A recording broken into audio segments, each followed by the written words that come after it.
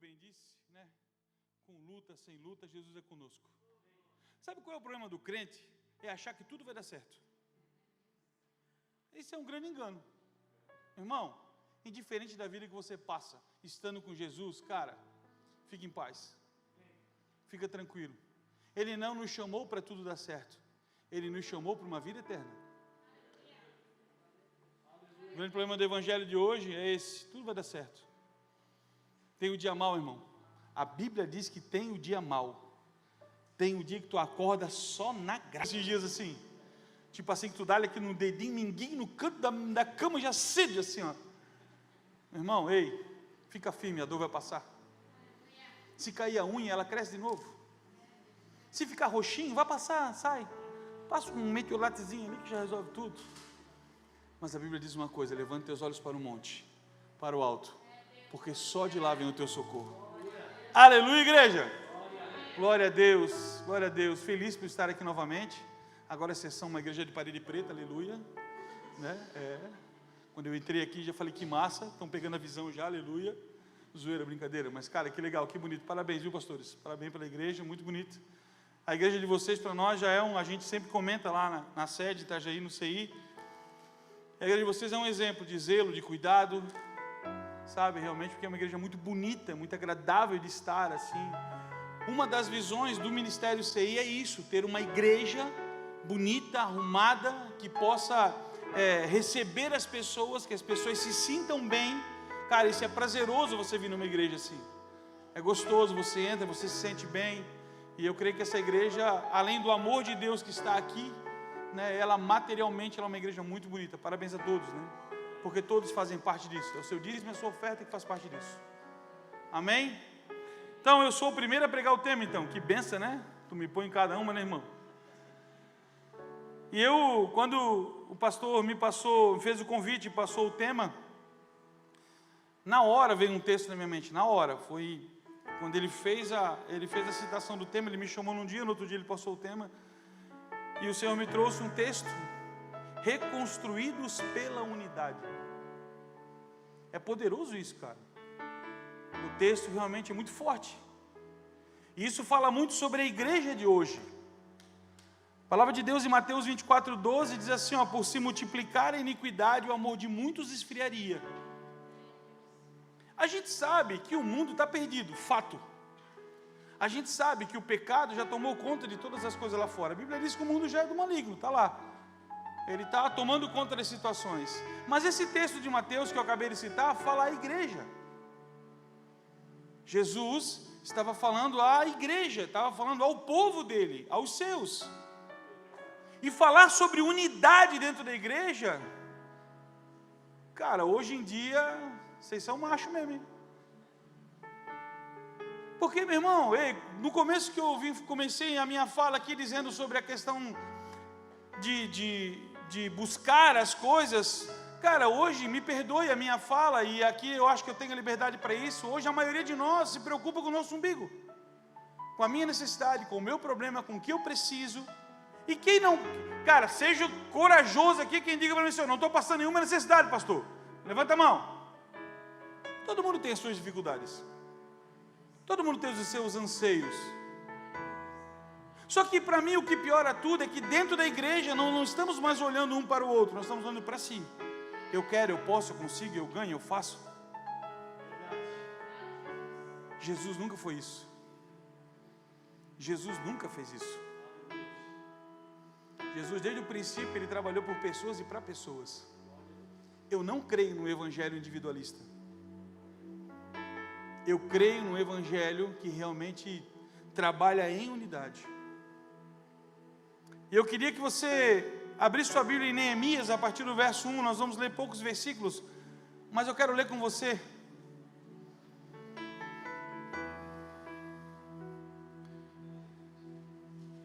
Neemias 1, a partir do verso 1, o texto diz o seguinte: palavra de Neemias, filho de Acalias, no mês de Quisleu, no 20º ano, enquanto eu estava na cidade de Sussã, Hanani, um dos meus irmãos, veio de Judá com alguns homens, e eu lhes perguntei acerca dos judeus que haviam restado, os sobreviventes do cativeiro e também sobre Jerusalém. Verso 3. Eles me responderam: aqueles que sobreviveram ao cativeiro e estão lá na província, passam por grande sofrimento e humilhação. O muro de Jerusalém foi derrubado e as suas portas foram destruídas pelo fogo. Repita comigo essa última frase: as suas portas foram destruídas pelo fogo.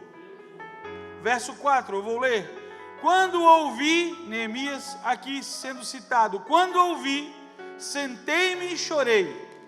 Passei dias lamentando-me, jejuando e orando a Deus dos céus.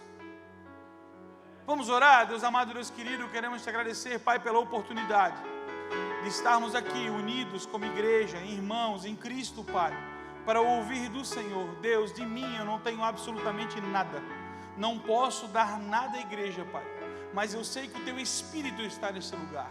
Eu sei que o Teu Espírito tem falado ao coração desta igreja, Pai, e nessa noite não será diferente. Pai, só quero ser um canal, Senhor Deus, daquilo que Tu falaste ao meu coração, para que eu possa transferir de acordo com o Teu Espírito para toda a igreja, em nome de Jesus. Amém? Só para entender, o povo havia sido levado, os judeus haviam sido levados como escravos por Nabucodonosor. Ele havia destruído toda Jerusalém, e lá por 500 e pouco, 540, 530, por aí depois, o povo começou a retornar ao lugar deles. E quando chegaram lá, estava tudo destruído, a cidade estava destruída, as portas estavam destruídas. E Neemias servia em outro lugar, longe dali, a um outro rei. Eu não vou conseguir, Artaxerxes, é isso aí mesmo, é isso aí, depois tu lê. E ele estava lá, e ele estava servindo esse rei, trabalhando, vivendo a vida dele, mas quando ele soube do que estava acontecendo, quando ele ouviu o que estava acontecendo, eu vou tentar resumir, porque o texto é maravilhoso, mas eu não consigo ler tudo, porque a gente precisa ganhar um pouco de tempo aqui. Algumas coisas nessa leitura me chamaram a atenção. Sabe, primeiro, Neemias, ele ora, e na oração, se você continuar lendo o texto, ele se arrepende daquilo que ele havia feito, ou que o povo tinha feito. Primeiro ponto, talvez, para uma reconstrução, é se arrepender. A Bíblia diz que aquele que confessa, abandona e deixa, alcança a misericórdia de Deus. Sabe, porque muitas coisas na nossa vida não são reconstruídas, porque não nos arrependemos ainda. Viemos para a igreja, estamos caminhando com Cristo. Mas eu ainda, né? Irmão, eu não estou falando em pecado não, estou falando em ser linguarudo. Estou falando em mentir. Estou falando em enganar pessoas. Porque assim, a gente classifica pecado, sabe multa de trânsito? Leve, média, leve, média e gravíssima, né? Grave e gravíssima, né? A gente classifica pecado assim. Não, porque ele adulterou, meu Deus, que demônio que existe da pessoa. Mas você sabia que fofocar também é o mesmo espírito? Sabia que mentir é a mesma coisa? Então não existe diferença de pecado. O que existe é a consequência dele. Fato. E aqui Neemias, o primeiro ponto, ele olha, cara, ele vai orar a Deus e se arrepender dos pecados do povo. Porque se você lê Juízes, onde tudo começa a acontecer, a palavra de Deus no livro de Juízes, por 21 vezes, o texto diz assim, e fizeram o que era mal perante os olhos do Senhor. Está lá. E era o povo de Deus, e Deus permitia acontecer o que acontecia, por conta do pecado do povo. O povo ser escravizado foi uma liberação de Deus sobre o pecado. Mas deixa eu continuar. Estou falando sobre reconstrução. Não fico raiva de mim. Segundo ponto que eu entendi aqui, na continuação desse texto, ele se apresenta ao rei. Ele vai até a autoridade dele naquele momento e ele se apresenta ao rei. Ele se apresenta a quem estava sobre a autoridade da sua vida. Sabe o que eu entendo aqui? Obediência. Quer ser reconstruído em Deus, obedeça o que Deus está mandando você fazer. Eu não entrei na palavra, é só a introdução, fica calmo. A gente às vezes não avança na igreja. Irmão, nós somos uma igreja de 3.000 membros, hoje no CI. E eu vejo muitas pessoas que entraram na igreja agora, já sendo introduzidos em várias coisas, pastores, do ministério, fazendo e acontecendo, e aqueles de 2, 3 anos ainda estão parados no mesmo lugar. Mas eu começo a olhar para cada um ali, e sabe o que eu consigo ver? Desobediência. Quer viver o sobrenatural de Deus, ande na obediência. Davi pecou mais que Saul, não pecou? Não pecou? Mas Deus condenou a Saul e não a Davi. Olha que doideira. Deixa eu te falar algo que um dia eu entendi. Davi pecou contra a santidade de Deus. Saul pecou contra a autoridade de Deus. Contra a autoridade não tem misericórdia. Adão pecou contra o quê? Santidade ou autoridade? A autoridade, meu irmão, sabe onde que ele foi? Expulso do paraíso. Tem coisas que nós estamos vivendo porque nós estamos desobedecendo a Deus. 3. E ele vai à autoridade, ele vai ao rei e explica o que está acontecendo. Ele detalha, falando, ó, seguinte, ei, meu povo está passando necessidade. Preciso ir até lá, preciso ajudá-los. Minha mãe sempre falou uma frase que eu demorei a entender na minha imaturidade. Quem fala a verdade não merece castigo. Ai, como eu queria ter entendido isso antes, meu Deus. Meu irmão, quem fala a verdade não merece castigo não, cara. Porque a verdade, quem é Jesus? Jesus é a verdade que te fechou. Então, se eu ando na verdade, eu estou andando em quem? Em Cristo? Concorda comigo ou não? Então, por que ser castigado se você está na verdade? Fala a verdade. Talvez possa existir uma consequência, por erros e falhas. Mas a verdade é o que vai mudar a nossa história. Quer reconstruir a tua história, meu irmão? Ei, fala a verdade. 4º ponto. Aqui que começou a ficar interessante. Ele pede as cartas para o transporte, para conseguir mantimentos para a reconstrução. Quem tem Bíblia na mão aí?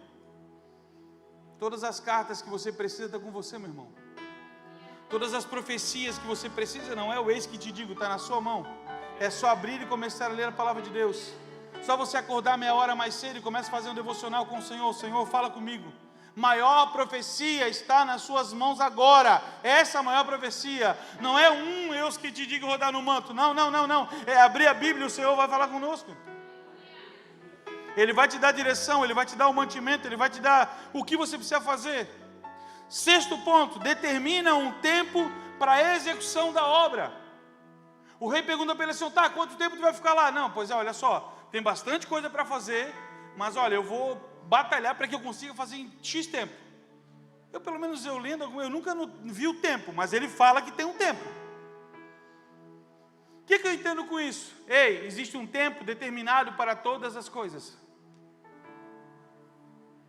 Deixa eu te falar algo, o deserto é inevitável a todos. Jesus foi para o deserto, tu acha que nós não vai? Capaz. Só que o tempo no deserto quem determina sou eu. Eu fico 40 dias ou eu fico 40 anos. Talvez, meu irmão, tu está nesses 40 anos, está na hora de talvez ter algumas atitudes dessa daqui. Ei, deixa eu te falar uma coisa, cara. Essa palavra bateu em mim e tu não faz ideia de como. Porque se a palavra não fala, não passa pelo profeta, que efeito ela terá na vida de vocês? Não tem, irmão. Ela tem que falar comigo primeiro. E Deus começou a mostrar algumas coisas que eu preciso realmente ter atitudes de mudança. E daí que veio o último ponto aqui, dessa primeira parte. Ele vai ao trabalho. Nada cai do céu não, meu irmão. O único que caiu do céu foi o capeta. E deu ruim ainda. Nada cai do céu. Sabe o que eu acho louco? Quando Caleb e Josué foram lá espiar a terra, eles voltaram, Moisés deu uma palavra dizendo que ia dar a terra para Caleb. Se passaram 45 anos depois, ele deu a terra. Só que Caleb olha para ele e fala o seguinte: ei, estou tão forte quanto eu tinha 40 anos, me dá a terra que eu vou fazer a correria. Josué olha para ele e fala assim: ei, tem uns caras lá que são, cara, não interessa, ei, a palavra é minha, a terra não é minha, eu vou lá e conquisto. Se Deus já te deu a palavra, você tem uma palavra sobre a tua vida, ei, vai atrás, ore, busque, vai no Senhor, abra portas, feche portas, mas faça aquilo que Deus falou.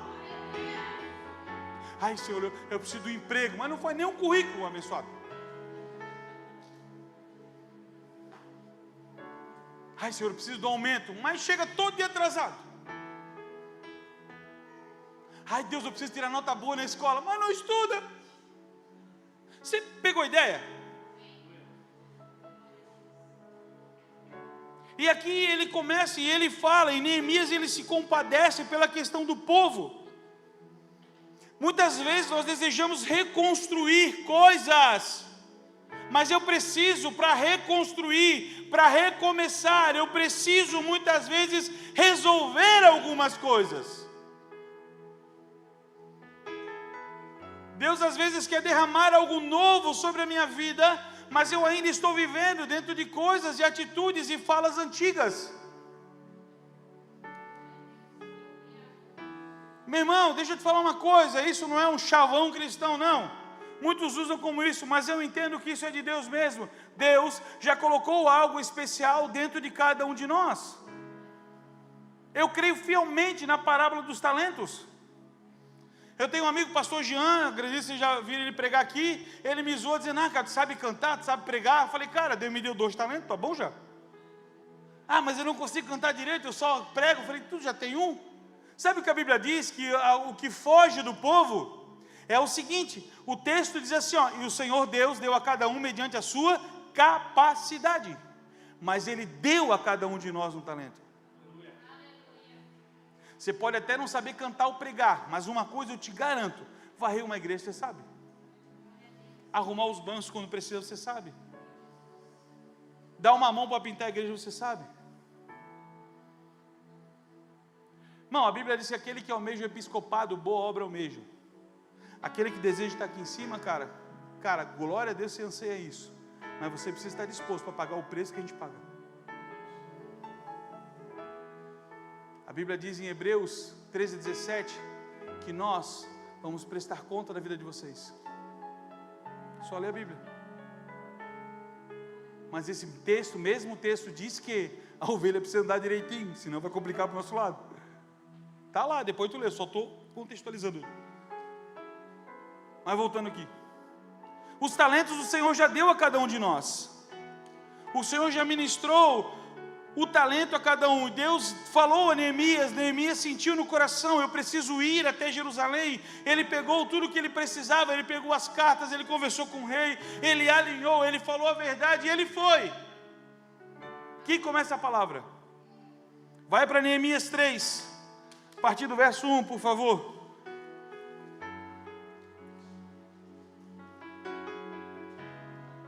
Vou ler alguns versos também para a gente entender. Neemias chega em Jerusalém. Neemias 3, verso 1. Então, o sumo sacerdote Eliasibe se levantou com os seus parentes sacerdotes, e eles começaram o seu trabalho a reconstruírem a porta das ovelhas. Eles a consagraram e colocaram as portas no lugar. Depois construíram um muro até a torre dos 100, que consagraram, e até a torre de Hananael. Verso 2, os homens de Jericó construíram o trecho seguinte, e Zacur, filho de Inri, construiu logo adiante. 3, a porta dos peixes foi reconstruída pelos filhos de Hassenahá. Eles puseram os batentes e colocaram as portas e os ferrolhos e as trancas no lugar. E o texto vai até o verso 32, dizendo que todos que estavam naquele lugar olharam para cada porta que estava à sua frente e começaram a reconstruir aquele lugar. Sabe o que eu entendo aqui? A reconstrução e o texto, o que nós estamos falando, ou a reconstruídos pela unidade, uma igreja só consegue ser forte se o corpo entender o seu papel dentro dela. É só isso. É simples. A igreja só consegue ser forte por conta da membresia que existe nela. Se você não entender o propósito dessa igreja, nós estamos perdidos dentro dela. O propósito da igreja é sim pregar a salvação a quem necessita, levar o amor de Jesus a todos. Essa é a primícia de uma igreja. Mas para termos uma igreja solidificada, a unidade do corpo precisa estar junto. E não digo apenas trabalho, eu digo finanças também. Eu lembro um dia que quando nós estávamos pastoreando Penha, levamos um casal lá em casa para jantar conosco. E na conversa vai, conversa vem, conversa vai, conversa vem, caiu o dízimo e oferta. E ele olhou para mim e ele falou: pastor, eu no dizimo, todo cheio de pompa, porque a maioria dos pastores roubam. Eu olhei para ele e falei: ué, o que está fazendo na nossa igreja não? Por que, pastor? Eu falei: que eu sou teu pastor, bicho? Tu está dizendo que a maioria dos pastores roubam, tu não dizia porque eles roubam, tu está dizendo que eu roubo. Entendeu a lógica? Não, pastor, não foi isso que eu quis dizer, não. Eu falei: cara, mas é esse o teu pensamento? Isso não é unidade, é individualidade. Isso não tem a ver com o Senhor, isso tem a ver comigo, com a minha necessidade, com o meu problema, com o meu anseio. Meu irmão, deixa eu te falar uma coisa: eu não creio que dízimo se paga. Eu não creio que dízimo se devolve. Eu creio que dízimo é gratidão por tudo aquilo que Ele já tem te dado, que está em 2 Coríntios 1:20. Todas as promessas de Deus em Cristo Jesus, nós já temos o sim e o amém para todas elas, para a glória de Deus por nós. O trabalho que você tem, a vida que você tem, as finanças que você tem, foi o Senhor que te deu. Dizimar e ofertar é apenas um agradecimento por tudo que Ele já tem feito por nós. É simples. E abençoar esse lugar é abençoar quem te abençoa. E aqui o povo e esses homens começaram a cada um assumir a sua responsabilidade. Irmão, nós precisamos, como cristãos, assumir a nossa responsabilidade. Você não vem aqui para ser abençoado, você já é abençoado. Eu vou à igreja porque eu preciso receber uma palavra. Você tem a palavra viva, Cristo está em vós. Sabe o que eu acredito, pastor? Eu acredito que todo mundo vai atrás de uma benção. Vou fazer a benção para receber a benção. Meu irmão, o maior abençoador é Cristo. Se você está com Ele, você já tem Ele. Então todas as bênçãos estão com você. Deuteronômio 28 já são suas por Cristo. Eu já sou abençoado. Talvez eu não tenha o que eu queira, o que eu goste, mas Deus tem cuidado de você. Diz que não. Eu estou falando sobre reconstruir com unidade, em unidade. Reconstruir o quê? Reconstruir uma igreja. Torná-la uma igreja forte. Torná-la uma igreja em Deus, estabilizada em Cristo. Olhar para quem está do meu lado e entender que ela é igual a mim. Olhar para alguém e entender que ela precisa às vezes de um abraço. Ela precisa de um Pai do Senhor. Ela precisa de um bom dia, uma boa tarde. Às vezes eu acordo inspirado e começo a mandar mensagem para um monte de gente. É todo dia, né? Tem quase 3 mil contatos no meu celular, imagina. Mas eu mando aleatório, eu mando nome por nome de pessoa. Eu levanto de manhã, vou orar e vou ter o meu tempo e depois eu falo: Senhor, vai me direcionando aí, eu vou dando. Aí quando a pessoa me responde, ele pergunta: pastor, está precisando de alguma coisa? Eu falei: não, cara, só estou passando para dar um cheiro. Meu irmão, você não faz ideia da diferença que faz isso. Hoje um pastor me respondeu: pastor, eu precisava ouvir isso. Meu irmão, a vida não está fácil para ninguém não, meu irmão. Mas se nós andarmos em unidade, se cada um tomar o seu lugar de responsabilidade, se cada um entender que você tem uma responsabilidade de uma das portas desse lugar. Esse era o templo de Deus, eles estavam restituindo os muros e as portas. Isso está falando sobre segurança.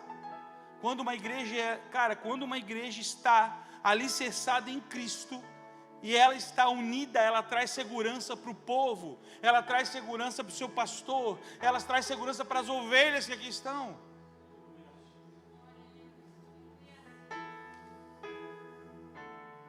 Tem coisas, escute, tem coisas que Deus já deu uma palavra para você. Quem tem uma palavra de Deus sobre a sua vida? Que Deus direcionou algo sobre você, sobre a sua casa? Tem coisas que Deus já falou no seu coração. Olhe para suas mãos, aí. Olhe para ela. Vamos dar uma viajada aí.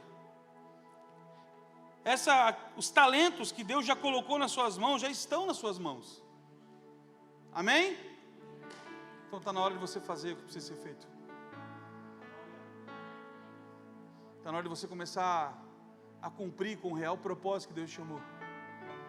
Escute um texto que eu vou te dizer. As coisas encobertas pertencem ao Senhor, o nosso Deus, mas as reveladas pertencem a nós, aos nossos filhos para sempre, para que sigamos todas as palavras desta lei.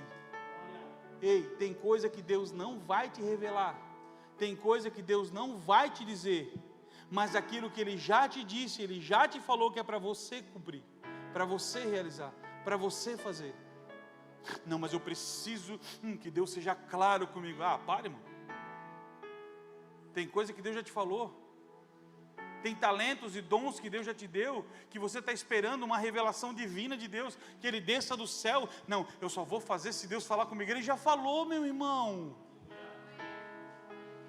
E o que Deus te colocou, o que Deus te deu é para a unidade, para o corpo, é para a igreja. Tu sabia que todo dom de profecia, todo dom que Deus dá, não é para gloriar-me do que eu tenho, e sim para edificar a igreja? O dom de profecia não é porque eu sou profeta. Meu Deus, Deus me usa. Não, meu irmão.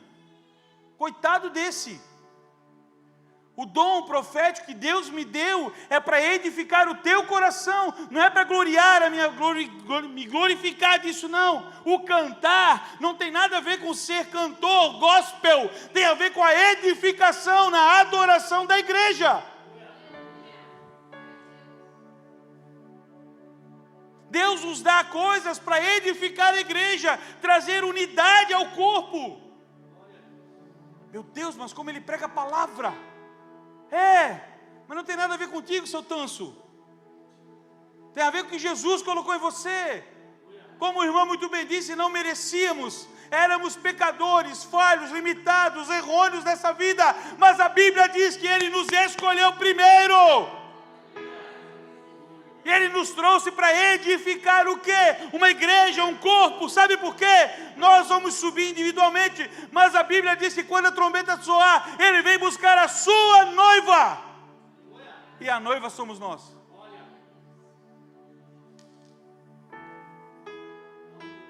Escute. Nós precisamos entender algumas coisas. Talvez doa. Fica tranquilo, depois eu vou embora e você comer no pastor. Você precisa obedecer a tua liderança. Não adianta querer ser um homem de Deus, uma mulher de Deus, sem obedecer as pessoas que estão acima de você, as autoridades dadas por Deus. Quem crê que os pastores e líderes que estão à frente dessa igreja foram determinados por Deus? Então obedeça. Deixa eu tirar um fardo das tuas costas. Se ele errar, o problema é deles. Agora, se você ficar questionando, o problema é teu. Isso é sério? Porque Neemias, quando ele entendeu todo o propósito, pastor, ele foi. Teve uns atravessados no meio do caminho lá, que ficaram questionando ele. Depois tu lê, vou só instigar a tua leitura depois, tá? Que ficaram lá. Mas ele permaneceu no propósito, obediente, respeitando, obedecendo. Ele sabia o que ele estava fazendo ali. Ele sabia por que ele tinha ido àquele lugar. Meu irmão, ei, obedeça. Respeite as autoridades. Precisamos entender e obedecer, pois a direção qual Deus nos concede sempre será correta. Tudo que Ele tem para nós é bom, é agradável e perfeito. Meu irmão, Deus não erra. Eu ainda estou falando sobre reconstrução. Porque muitas vezes queremos ter uma vida transformada, desejamos ter uma vida transformada por Deus, mas nós continuamos, como eu falei antes, vivendo no mesmo lugar, reclamando das mesmas coisas, reclamando das mesmas pessoas. Não tem mais esse lugar para nós. Para onde nós iremos se eu não tenho para onde voltar? Só tenho você, Deus. Você cantou aqui. Está na hora de queimar as carroças mesmo. Está na hora talvez de afundar os barcos. Está na hora de deixar toda a religiosidade que nos... Ei, eu tenho sofrido com esse negócio de religiosidade, misericórdia. Dogmas que a gente vivia, sabe? Dogmas que a gente andava. Coisas que a gente fazia. E Deus, Ele está trabalhando em nosso coração. Escute o que eu vou te dizer. Se quiser escrever, escreve. Isso vai doer em você porque doeu em mim. Ei, escute, eu até escrevi para não esquecer. Minha vida não pode ser dirigida por afetos. A minha vida precisa ser dirigida por propósitos. Porque senão você vou estar magoadinho, tristinho, chateadinho, mano, de biquinho. Ai, estou magoadinho, pastor.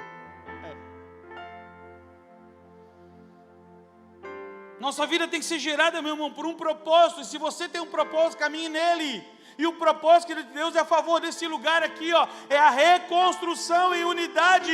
Eu não estou dizendo que a igreja está caindo, que tem pecado, não. Eu estou dizendo para termos uma igreja sólida, forte em Deus, crescendo nesse lugar, crescendo nessa cidade. Aonde você entrar, você vai transformar o ambiente, pessoas vão sentar do seu lado, você vai começar a falar do amor de Deus, e talvez você nem saiba porquê, mas você está falando, eu creio nesse evangelho. Santo Agostinho, ele fala assim, eu prego o tempo todo, se necessário fale, eu creio nesse evangelho, que as pessoas vão olhar para nós, e vão desejar ter o que temos, sem eu falar uma palavra. Porque dentro de você existe a graça de Deus, o Espírito de Deus está em nós.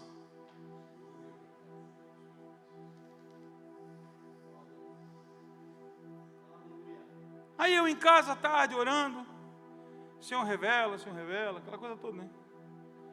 E eu comecei a pensar sobre construção, dentro da palavra ainda, presta atenção. Para edificar alguma coisa, uma construção começar aqui, nós vamos precisar de engenheiro, de mestre de obra, de pedreiro, de servente, de carpinteiro, de pintor. Não é isso? Para nós construirmos algo, nós temos que ter mão de obra principalmente especializada. O cara construiu um prédio no lado da minha casa lá, quando foram colocar o elevador, tiveram que tirar, porque o elevador estava vazio. Papo reto, é sério, é verdade? Tiveram que rapar a parede, mudar a parede, porque o prédio estava torto. Por quê? Porque não tinha engenheiro.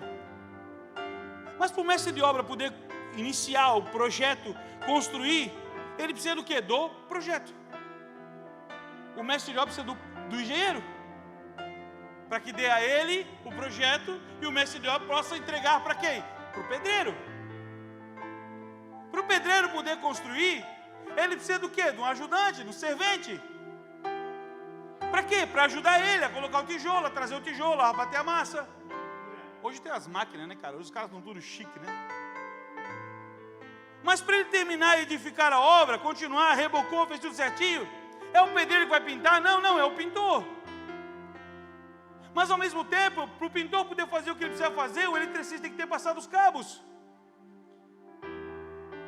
Meu irmão, o reino de Deus é igual. Para que cada um possa estabelecer o seu propósito, eu dependo do irmão que está do meu lado.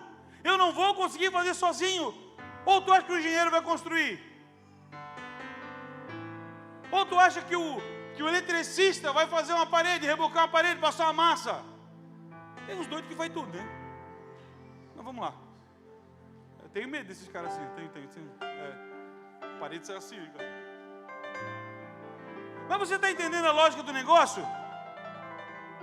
Ei, para que a coisa possa acontecer, eu dependo do pastor. E eu não estou falando de igreja, eu estou falando de reino de Deus. Para que o reino de Deus seja estabelecido nessa cidade, nós precisamos ter uma comunhão em Cristo. E eu estou aqui servindo o reino de Deus. Automaticamente servindo essa igreja. Nós estamos falando sobre unidade, é um olhar para o outro e olhar para o Ricardo e dizer, cara, o que está precisando? Sabe aquele dia, nós fizemos um trabalho esse fim de semana, lá num bairro Itajaí, num bairro Maruí, chamado Fora da Caixa. O que é esse projeto? Dentro do Ministério CI hoje tem 29 projetos sociais e ministeriais. Trabalho com terra, trabalho com surdos e mudos. Trabalho social, de ação social. Trabalho do Eles à Mesa, que é preparar sacolões e entregar às pessoas que precisam. Trabalho com homens, com mulheres, crianças, kids, adolescentes, etc. Nós pegamos todos esses projetos e passamos um dia numa rua do bairro, um dos mais carentes de Itajaí. Montamos uma mega de uma estrutura. A minha responsabilidade era fazer a logística de tudo. Imagina, quase fiquei doido, né? Mas a minha responsabilidade era fazer funcionar tudo. Mas sabe o que era o mais louco?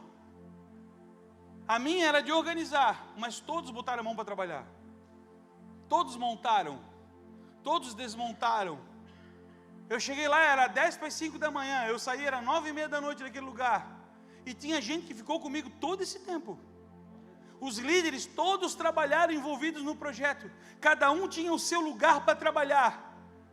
Cada um tinha o seu setor para fazer alguma coisa. O evento foi lindo demais. 200 e poucas crianças brincaram e participaram naquele lugar. Lanche, brincadeira, presentes. Conseguimos tudo. Mas por quê? Porque uma igreja unida trabalhou. Não estou nos vangloriando do que podemos fazer, mas estou dizendo que uma igreja que está junto, unida, meu irmão, ela vai ganhar essa cidade assim, ó.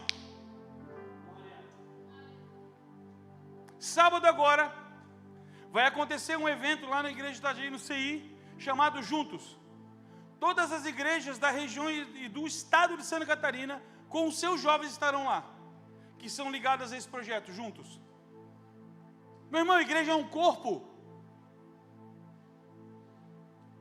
Igreja, nós fazemos parte dessa grande reconstrução do reino de Deus nessa terra. Não ache que você está sozinho e consegue viver sozinho. Não consegue não, meu irmão. Ninguém faz nada sozinho. Ninguém faz nada sem ninguém. Pode ser a pessoa mais inteligente que for, mas nós precisamos de pessoas sim. Jesus, ele passou, vem cá, Pedrão, vem comigo. Mateus, estamos juntos, vamos embora. Jesus separou 12 para que estivesse com ele. Jesus não fez o que fez sozinho. Ele podia ter feito, ele era Jesus, cara. Ele podia fazer o que ele queria, pastor. Mas ele chamou a mim e a você para fazer parte desse reino. Ele te colocou nesse lugar, nessa igreja, para fazer parte desse reino. Ele colocou essa cadeira que você está sentada hoje aí, para que você faça parte dessa reconstrução. E reconstruir aonde? Em unidade. Cara, eu não sei se vocês prestaram atenção na palavra, mas é reconstruídos pela unidade. Nós estamos sendo reconstruídos porque um está cuidando do outro. Porque vocês, igreja, e eu falo igreja, nós precisamos cuidar dos nossos líderes. Porque nós precisamos cuidar dos nossos irmãos, reconstruídos pela unidade. Ei, lembra do pedreiro, do eletricista, do engenheiro? Ninguém faz nada sozinho. Nós precisamos um do outro. O irmãozinho aqui, ele pode fazer o louvor todinho sozinho, só ele e teclado. Mas vai ficar legal? Manda real, não vai. Agora, bota o back da menina, põe ali a menina do violão, canta muito, hein? Parabéns, hein? Aí põe lá o irmãozinho do baixo, põe o da bateria, já muda tudo, cara. Muda o ambiente, muda toda a sonorização do local, muda todo, sabe? Você consegue entender isso? Por quê? Porque é um corpo, unidade, estão juntos. E isso, a igreja precisa ser isso. Meu irmão, pelo amor de Deus, em nome de Jesus, para de só vir a igreja, seja a igreja. Não, eu vou lá porque hoje o pastor vai pregar, vou receber uma bênção.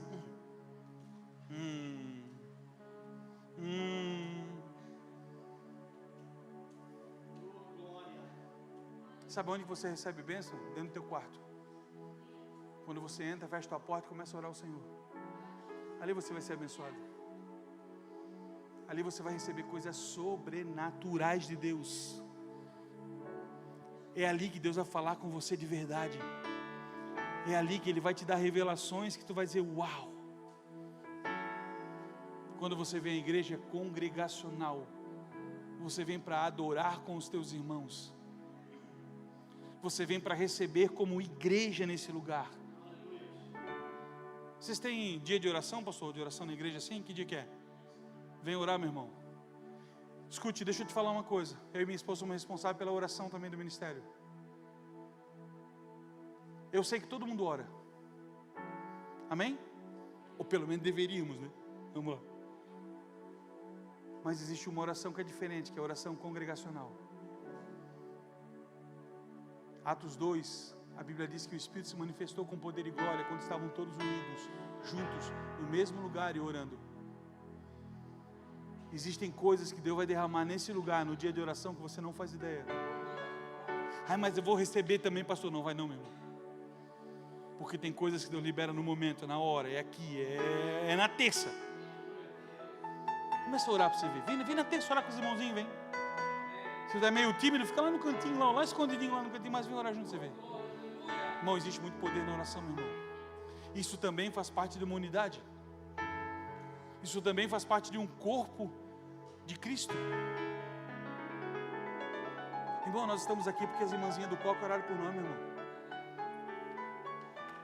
O evangelho hoje é do jeito que é porque as irmãzinhas do coque oravam de joelho por nós. Tem uma avó com 98, 7. Ela ora toda noite ainda por filho, por neto. São mais de 100 netos, tem bisneto, tem 14 filhos. Eu sei que eu estou aqui por causa das orações dela, da minha mãe, da minha esposa. Não é a minha irmã, esposa do coque, né? Minha irmã do coque, né? Não, irmã do coque, né? Mas é sério, meu irmão. Uma igreja unida faz diferença onde ele está. Sabe que eu creio numa igreja unida, os vizinhos vão começar a ouvir e dizer assim, cara, o que está acontecendo? Eu vou lá. Ele vai entrar na porta e deixa o que o Espírito Santo faz. Uma igreja unida, meu irmão, onde você trabalha, a pessoa vai entrar, daqui a pouco ela começa a olhar para você e começa a chorar do nada. Irmão, eu já tive cada experiência louca dessa. Por quê? Porque nós somos parte de uma igreja unida. Ei, não importa a ordem da sua posição nessa obra aqui, se é obreiro, se é pedreiro, se é engenheiro, não interessa não, meu irmão. O que interessa é estarmos juntos, unidos, para que a obra seja constituída, para que a construção seja edificada. Escute, não deixe o socorro e o livramento de Deus vir de outro lugar, mas esse texto me chamou a atenção. Quem sabe se não foi para esse momento que Deus chamou você? Quem sabe se não foi para esse dia, irmã, que o Senhor nos chamou? Para agora, hoje, eu estou falando agora. Hebreus fala, vive o dia que se chama hoje. Eu estou falando agora, nesse exato momento, que o Senhor está te despertando para hoje.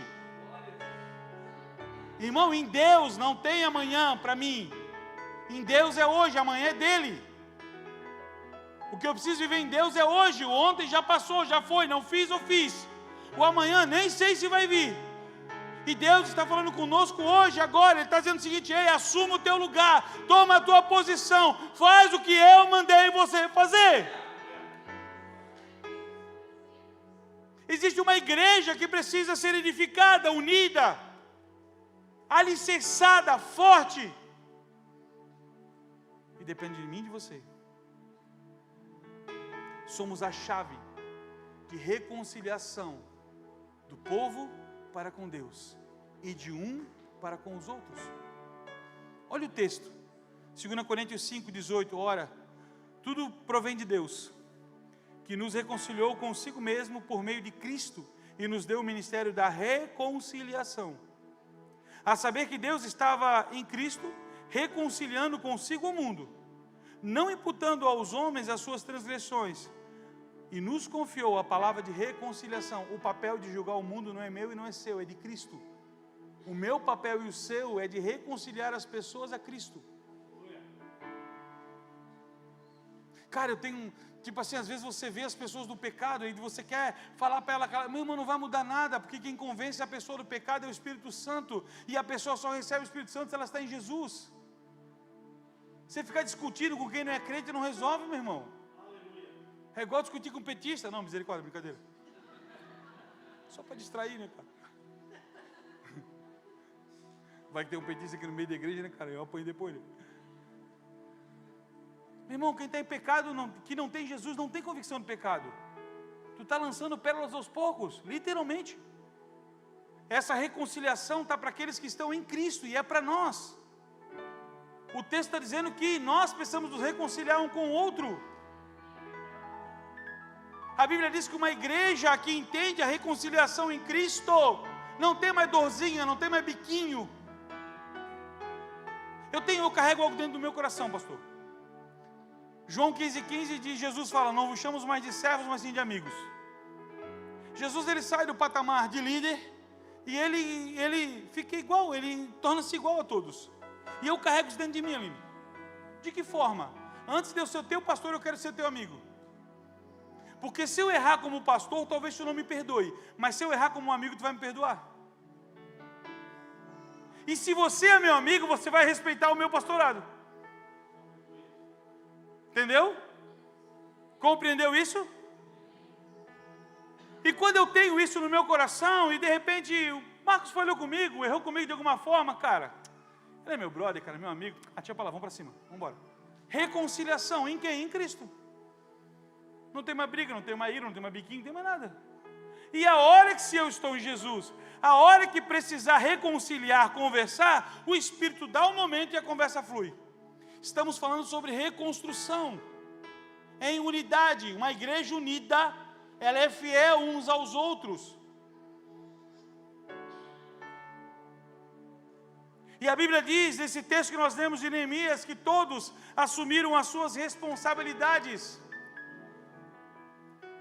Todos que estavam naquele lugar, todos que estavam em Jerusalém, assumiram o seu lugar, e 10 portas foram restabelecidas.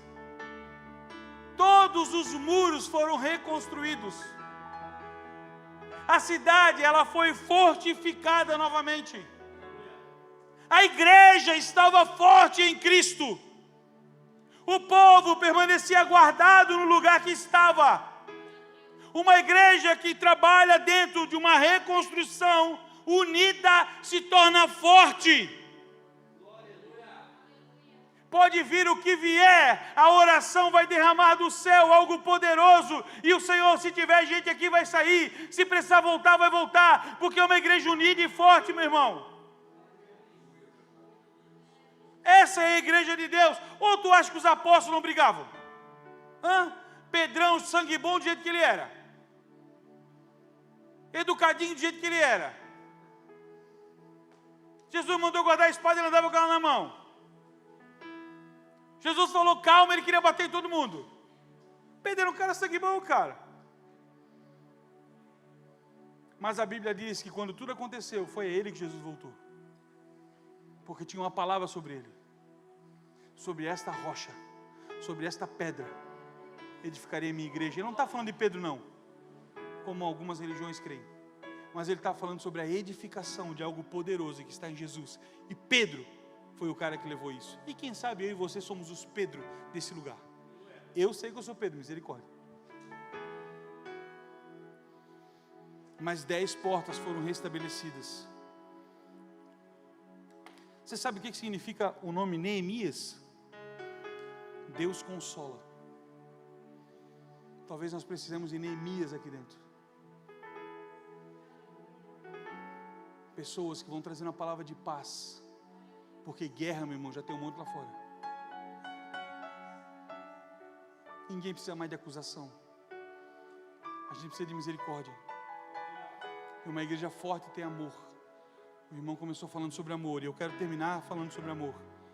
Se o louvor quiser subir, Mateus 22, verso 37, o texto fala assim, Jesus respondeu, ame ao Senhor, o seu Deus, com todo o seu coração, com toda a sua alma e com todo o seu entendimento.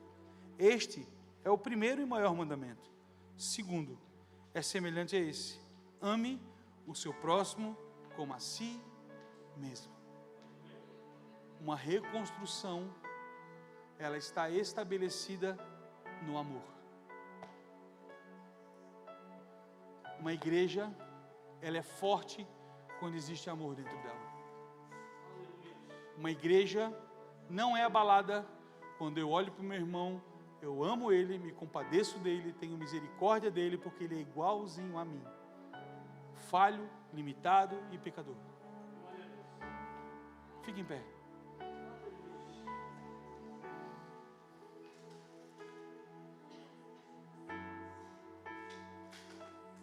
Irmãos, desculpa o que eu vou te dizer.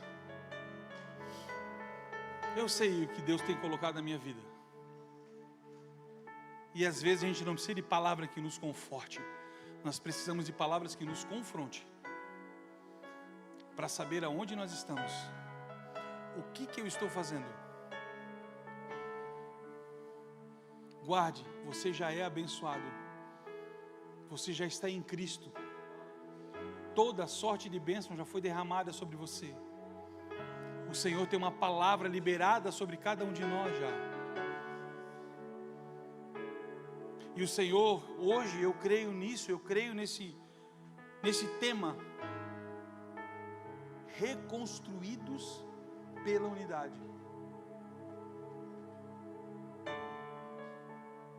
Sabe o que eu queria fazer agora? Queria que você abraçasse quem está do seu lado. E você vai orar por quem está do seu lado. Comece a orar aí por alguém. Comece a liberar a palavra de bênção sobre a vida de quem está do seu lado. Sabe o que é isso? Reconstruir. Abençoe. Libere sobre ela, Deus, abençoe essa casa, abençoe essa família. Senhor, supra a necessidade dessas pessoas que aqui estão. Senhor, eu não sei qual que é o problema do meu irmão, da minha irmã. Eu não sei o que eles necessitam, eu não sei o que eles precisam. Mas, Senhor, eu quero liberar uma palavra de bênção sobre a vida do meu irmão. Pai, o propósito tem sobre cada um, Senhor Deus, sobre a vida dele, Pai. Que o Senhor libere hoje. Que o Senhor realmente entre com ação de graça sobre a vida do meu irmão que aqui está. Espírito Santo, enche, Senhor Deus, a vida dessa pessoa com o Teu Espírito. Ore, ore, ore, abençoe. Senhor, se essa pessoa precisa de um trabalho, precisa de um aumento de salário, precisa de uma direção para a sua vida, libere aí agora. A Bíblia diz que você é profeta, meu irmão. Ore por essa pessoa. Sabe o que é isso? Unidade. Unidade é interceder, unidade é cuidar, unidade é zelar, unidade é abençoar, unidade é isso. Seja uma fonte de bênção para quem está com você agora aí, hoje. Seja uma voz profética, eu quero ser uma voz profética sobre esse louvor nessa noite. Vocês irão tocar coração de pessoas quando vocês estiverem ministrando. Pessoas serão transformadas, curadas, restauradas, renovadas. Demônios cairão por terra quando vocês estiverem ministrando. Pessoas com enfermidades serão curadas quando vocês estiverem ministrando sobre esse lugar. Quando o violão tocar, o baixo tocar, a bateria tocar, o teclado, as vozes serem liberadas, vai ser bênção sobre a igreja. Ore, meu irmão. Abençoe. Para uma igreja forte, o que precisamos é de oração. E o Senhor hoje está reconstruindo.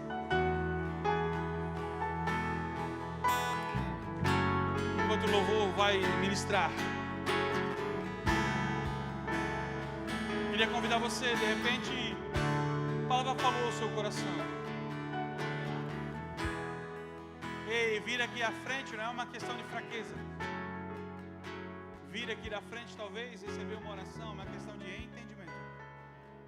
Senhor, eu quero viver isso.